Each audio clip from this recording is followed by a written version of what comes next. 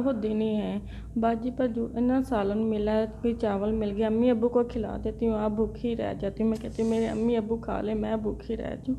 क्या करूँ भाई, मैं बहुत ही मजबूर हो गई हूँ, बहुत ही मजबूर हो गई हूँ। गरीबी ने मुझे, मैं अपने आप को अब संभाल नहीं सकती। क्या करूँ मैं भाई, बहुत ही मजबूर हूँ।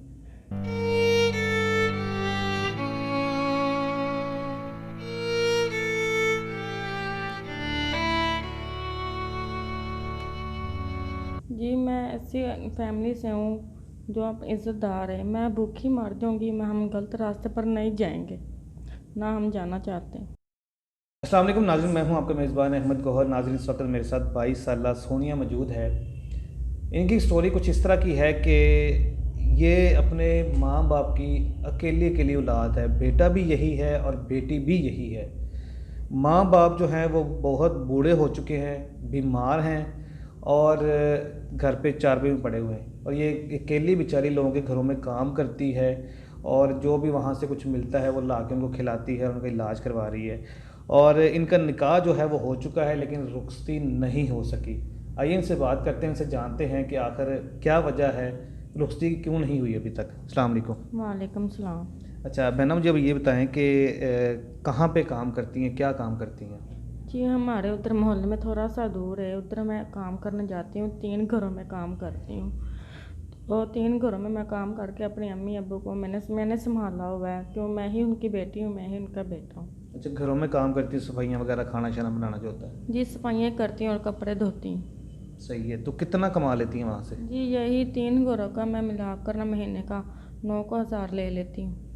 यानी कि एक घर से 3,000 मिलता है आपको? हाँ जी, एक घर से 3,000 रुपया मुझे मिलता है। तो 9,000 रुपये में तो आजकल राशन नहीं पूरा होता, तो किस तरह से गुजारा करती है? अब घर का किराया भी है, माँ बाप की दवाइयाँ भी हैं, किस तरह से गुजारा हो रहा है, किस तरह सर्कल होता है? अब मैं काम करती ना, थोड़ा बहुत वो मुझे खाने का दे देते हैं, अपने अम्मी अब्बू को मैं खिला देती हूँ।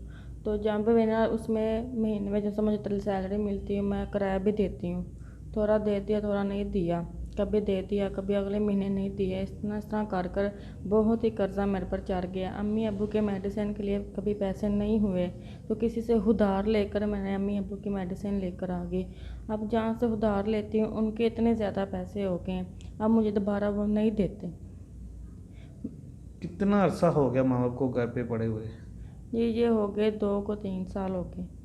2-3 साल से दोनों बीमार हैं, माँ भी बीमार है और वालिद भी बीमार है? हाँ जी, क्या मसला क्या है उनको? अब्बू को शुगर का मसला है, अम्मी भी बीमार है, उनसे चला भी नहीं जाता। नाज़रीन, आप आइडिया करें, अकेली लड़की जवान है बेचारी, और बूढ़े माँ बाप हैं, घर में बीमार है, वालिद को शुगर है और वालदा वैसे बीमार पड़ी हुई हैं, और शुगर की वजह से जो है ना उनसे काम नहीं हो सकता, और ये अकेली बेचारी जो है ना लोगों के घरों में काम करके तो उनका इलाज भी करवा रही है और सारे सर्कल भी चला रही है। अच्छा मुझे ये बताएं बहना कि अब माशाल्लाह जवान हैं आप, ठीक है, लोगों के घरों में काम करने जाती हैं। हमारा जो मुआशरा है ये मतलब बड़ा अजीब किस्म का मुआशरा है, ठीक है। जब आप गुज़रती होंगी तो लोग तंग भी करते होंगे आपको, जिन घरों में आप काम करने जाती हैं वहाँ भी मर्द होते हैं, ज़ाहिर है। तो लोगों की जो गंदी निगाहें होती हैं उनका मुकाबला कैसे करती हैं, कैसे बचाती हैं अपने आप को? जी, बस अपनी नीयत साफ़ होनी चाहिए। मैं मुंह नीचे करके गुजर जाती हूँ, लोग देखते रहते हैं, तो क्या करूँ, हमको कुछ कह तो ना सकते। तो जिनके घर में मैं काम करने जाती हूँ उधर इतने आदमी नहीं हैं, होते हैं वो अपने अपने काम पर लगे होते हैं। मजबूर होकर फिर करना तो पड़ना है ना, क्या करूँ मैं, माँ बाप को पीछे देखूँ, आगे अपने आप को देखूँ, फिर क्या करूँ, जाना तो पड़ना है ना काम पर। कितनी रातें आपने भूख से गुजार दी हैं, भूखे सो के गुजार दी हैं? जी, बहुत दिन इस तरह के आए हमारे ऊपर, बहुत दिन ही हैं। बाजी पर जो इतना सालन मिला है, कोई चावल मिल गया, अम्मी अब्बू को खिला देती हूँ, आप भूखी रह जाती हूँ। मैं कहती हूँ मेरे अम्मी अब्बू खा ले, मैं भूखी रह जाऊँ। क्या करूँ भाई, मैं बहुत ही मजबूर हो गई हूँ, बहुत ही मजबूर हो गई हूँ। गरीबी ने मुझे, मैं अपने आप को अब संभाल नहीं सकती। क्या करूँ मैं भाई, बहुत ही मजबूर हूँ।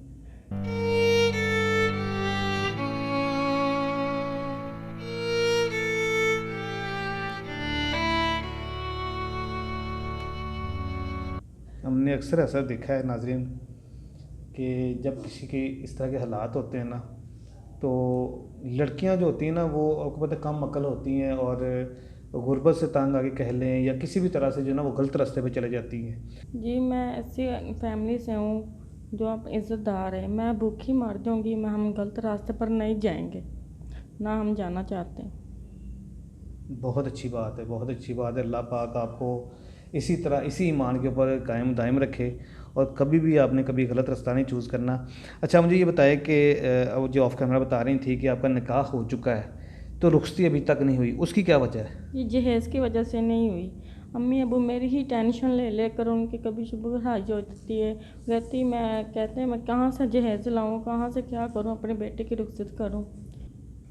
जहेज़ की वजह से नहीं हो रही। ज़ाहिर है नाज़रीन, निकाह हुआ है जहेज़ के लिए। जहेज़ भी जो है ना वो एक ऐसी चीज़ है जो देना पड़ता है, मजबूरी है, ठीक है ना। ज़ाहिर है मतलब हर माँ बाप की ख्वाहिश होती है कि मैं अपनी बेटी को कुछ दे के भेजूँ, या कुछ लोगों की ये भी मैंटेलिटी होती है कि यार कुछ दे के भेजेंगे तो हमारी बेटी जो है वो इज़्ज़त के साथ जो है ना अगले घर में रहेगी, ठीक है। वरना जो ससुराल वाले होते हैं वो ताने मेने करते हैं, या कुछ इस तरह के मामला तो आपको पता है हमारे माशरे में चलते हैं ये सारे। अच्छा, कभी आपने जो आपका मंगेतर है, कभी उससे बातचीत आपकी हुई है इस तरह की कि यार हम तो गरीब लोग हैं, मेरे माँ बाप बीमार पड़े हैं, हम जहेज़ वगैरह नहीं दे सकते, तो आप इसी तरह रुखसती कर लो, कभी इस तरह का मामला हुआ है? जी, हम तो कहते हैं ना ले, वो कहते हैं इतना लेकर आ जाओ, कोई तुम्हारी जैसे भाभियाँ होगी, तुम्हारे मियाँ की भाभियाँ होगी, वो कोई ताना ना मारें, वो ये ना कि हमारी ये चीज़ ना पकड़ो, अपना चूल्हा इस्तेमाल करो, अपने इधर बैठो इधर करो। इस वजह से वो कहती हैं थोड़ा बहुत तुम जहेज़ ले आओ जिससे तुम्हारा घर में गुजारा हो सके। सही हो गया, सही हो गया। अभी जहेज़ के लिए आपको पैसे चाहिए, और इसके अलावा माँ बाप के इलाज के लिए पैसे चाहिए। कोई राउंड अबाउट अमाउंट मुझे बताएं कि कितने पैसे हों अगर आपके पास, तो आपका जहेज़ भी बन जाएगा और आपके वालदैन का इलाज भी हो जाएगा।